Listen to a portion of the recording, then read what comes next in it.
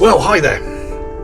Now, I wanted to do a brief video based on some of the comments I either had in person or in the comment section on a couple of videos I've done recently, specifically the 900 GS and the 1300 GSA, and that's about fuel tank size and range. Now, before I get into the content of this video, if you could hit subscribe, that'd be greatly appreciated. And if you notice that the music has changed on my intro, you can thank Alex in the comments, because he didn't like it too, and he used to watch my videos at night on his television and it would wake his wife and children up. So thank you to him for those that didn't like it, but I did like it anyway.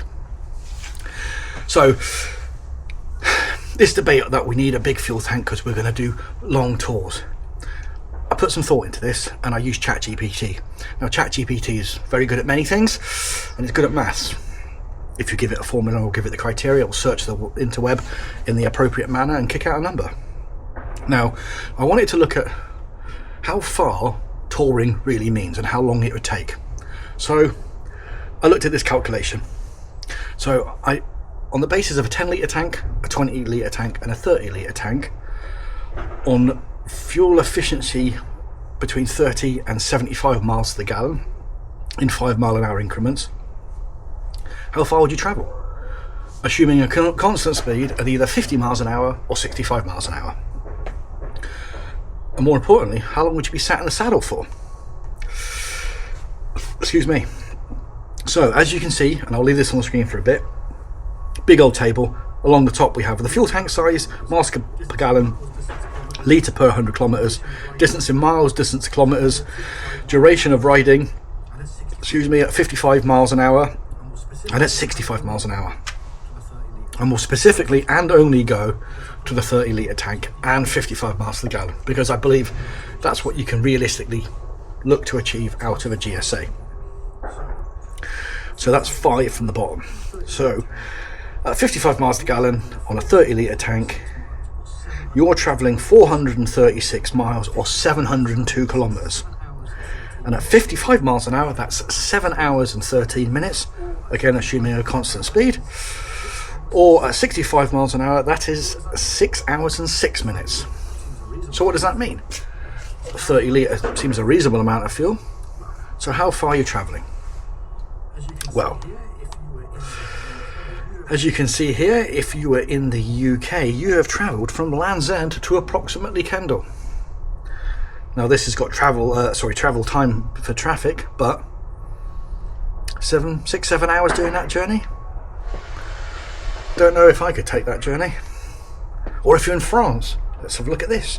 You're travelling from Calais to Clermont-Ferrand, I think it's called.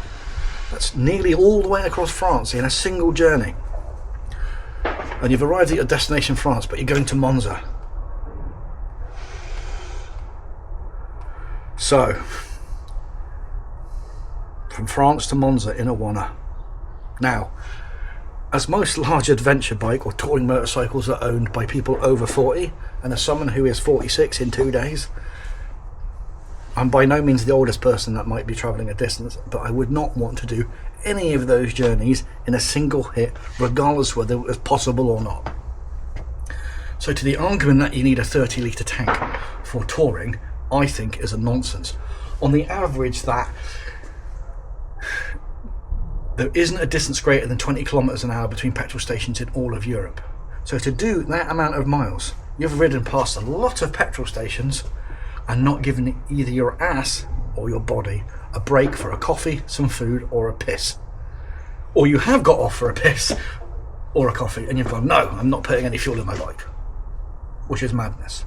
So to this bike, I haven't done a 15 litre, I did a 10 and a 20, but we can roughly assume, I know I can get 55 a gallon out of this if I rag it a little bit.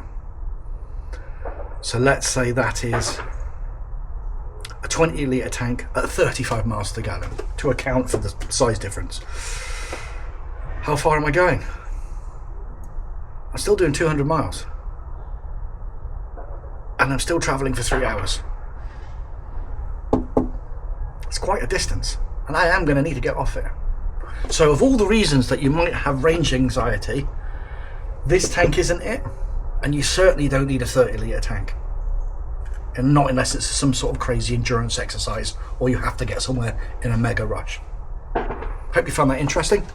Silly little video, I know, but I think it's an interesting thought where we go sort of bigger is better. Well, not necessarily. And with that, again, if you could hit subscribe, that would be awesome. Cheers.